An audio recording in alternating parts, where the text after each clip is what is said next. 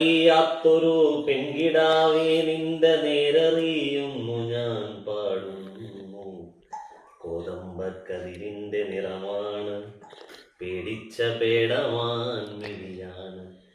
കയ്യിൽ വളയില്ല, കാലിൽ കൊലുസില്ല, മെയ്യിലലങ്കാരമൊന്നുമില്ല.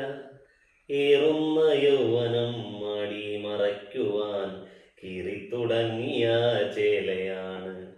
ഗൗരിയോ ലക്ഷ്മിയോ സീതയോ രാധയോ പേരെന്ത് തന്നെ വിളിച്ചാലും നീയെന്നും നീയാണ്. കോതമ്പ് പാടത്ത് നീർപെയ്തു പോകും മുകിലാണ്.